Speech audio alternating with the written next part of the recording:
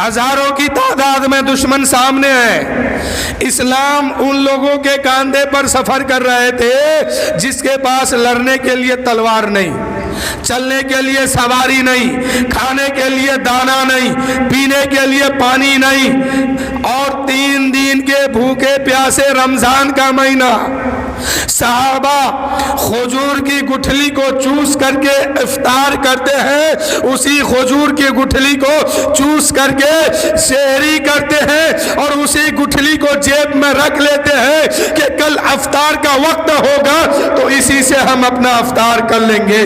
تو میرے دوستو، اسلام سے سوال ہوا، اے اسلام، کیا تو وہاں پر جب 313 کے کاندھے پر سفر کر رہا تھا تو کیا تجھے ڈر نہیں لگا کہ یہ لوگ ختم ہو جائیں گے، شہید ہو جائیں گے؟ پھر تجھے ماننے والا کون ہوگا؟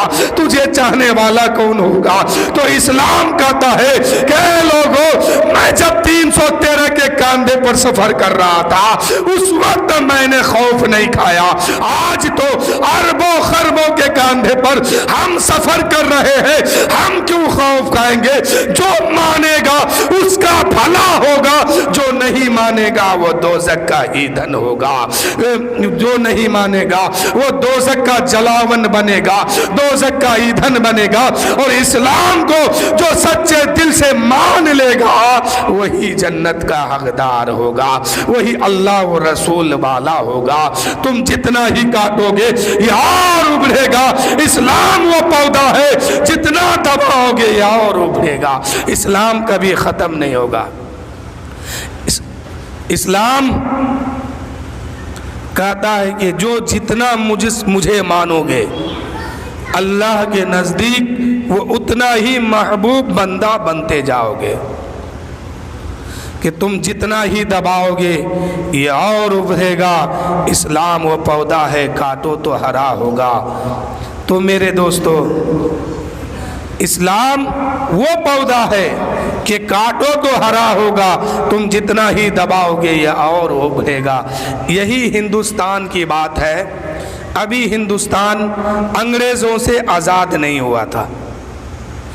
اس وقت ہندوستان انگریزوں کے چنگل میں تھا.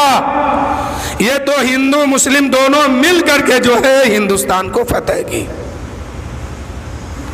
لیکن جب ہندوستان جو ہے انگریزوں کے چنگل میں تھا اس وقت ایک انگریز کا افسر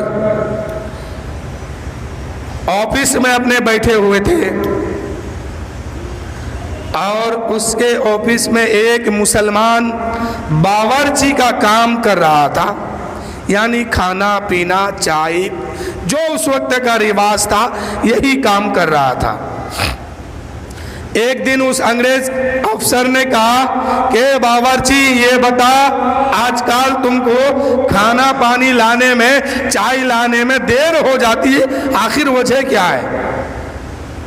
اس افسر نے کہا کہ آج کل تم چائے صبح دیر سے پہنچاتے ہو، آخر وجہ کیا ہے؟ اس باورچی نے کہا کہ سنو، میں صبح اٹھتا ہوں، نماز پڑھتا ہوں، اس کے بعد قرآن پاک کی تلاوت کرتا ہوں، اس کے بعد میں چائے بناتا ہوں. باورچی نے کیا کہا کہ صبح اٹھ کر کے میں نماز فجر ادا کرتا ہوں، اس کے بعد قرآن پاک کی تلاوت کرتا ہوں، اس کے بعد میں چائے بنا کے تمہیں لا کے دیتا ہوں.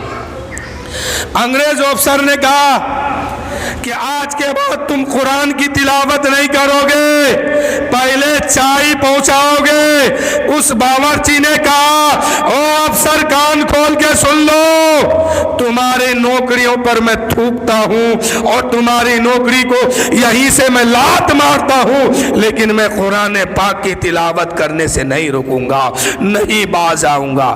افسر نے کہا اچھا ایسی بات ہے تو سنو، میں اعلان کرواتا ہوں، کل صبح تم بھی قرآن لے کے آنا، میں بھی توریت لے کے آؤں گا اور آگ جلاؤں گا اور دونوں کتابوں کو آنکھ میں ڈال دوں گا.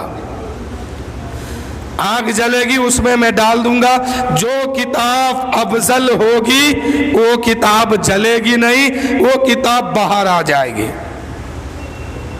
बावर्ची ने शर्त को मंजूर कर लिया। इधर अफसर घर गया है तौरेत लेकर के, इधर मुसलमान बावर्ची घर गया है कुरान लेकर के, कुरान को सामने रखते हैं। इधर बावर्ची ये अफसर जो है तौरेत को सामने रखते हैं। ये बावर्ची जो है अल्लाह की बारगाह में फरियाद करते हैं, ऐ मौला शर्त लगाना मेरा काम था, कुरान की हिफाजत करना तेरा काम है। उधर अफसर जो है तौरेत के अंदर जो है केमिकल लगाना शुरू कर दिया, तरह तरह की केमिकल लगाया। रात भर जो है तौरेत पर केमिकल लगाता रहा, इसलिए कि उसको तौरेत को बचाना था। रात भर तौरेत में केमिकल लगा।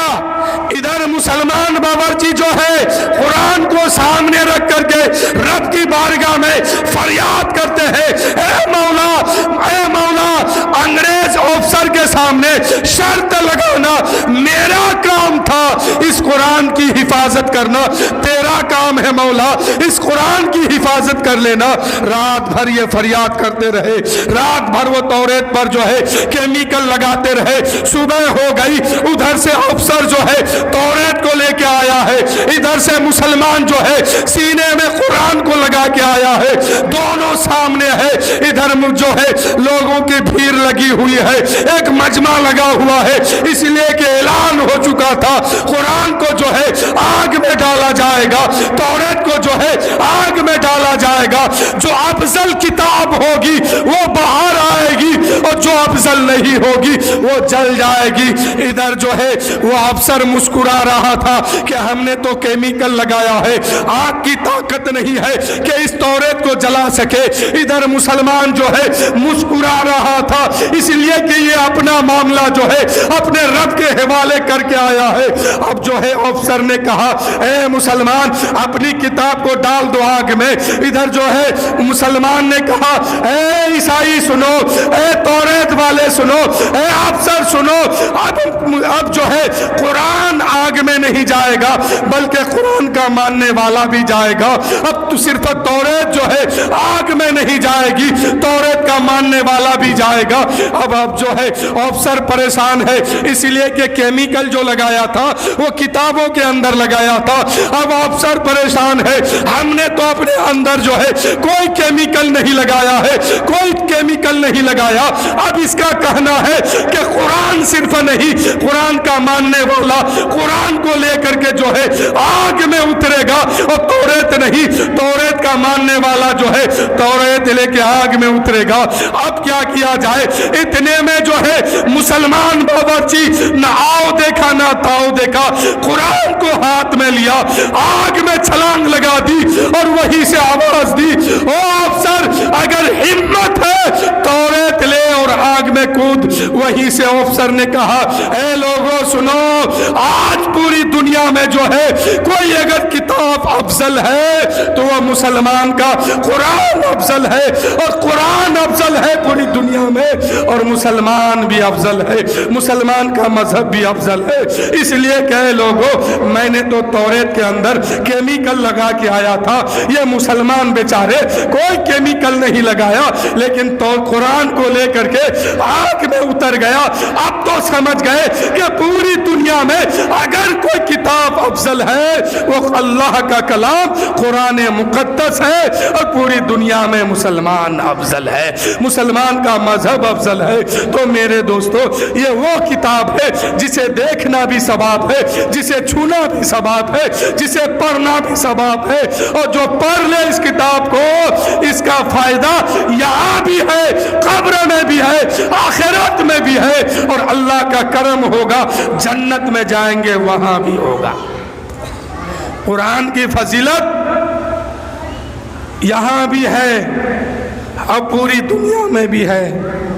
इसलिए हम लोग हमेशा हर वक्त कुरान की तिलावत करते रहते हैं, नहीं भी तो 5 वक्त नमाज में ज़रूर अल्लाह ने फ़र्ज कर दिया कि जब तक पढ़ोगे नहीं तो नमाज नहीं होगी।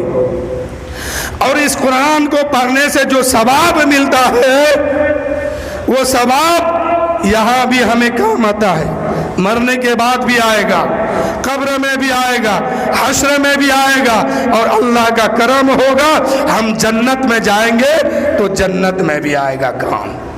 تو میرے دوستو بہت ہی جلد آپ کے سامنے پیر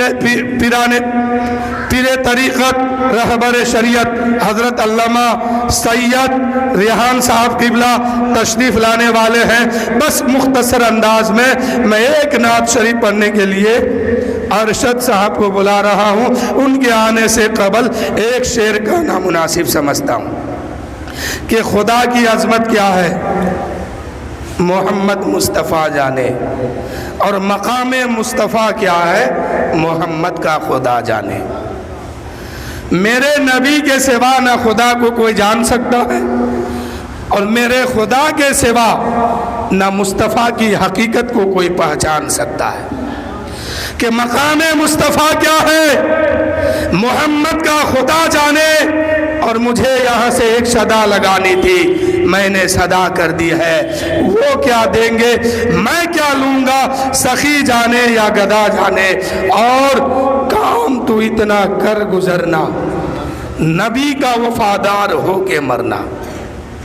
کام تو اتنا کر گزرنا، نبی کا وفادار ہو کے مرنا۔ مرنے والا تو سب مرتے ہیں، لیکن ایک وفادار جب مرتے ہیں، ایک عاشق صادق جب مرتے ہیں تو کیا حال ہوتا ہے کہ کام تو اتنا کر گزرنا، نبی کا وفادار ہو کے مرنا۔ لوگ دیکھیں گے تیرا جنازہ کبھی ادھر سے کبھی ادھر سے۔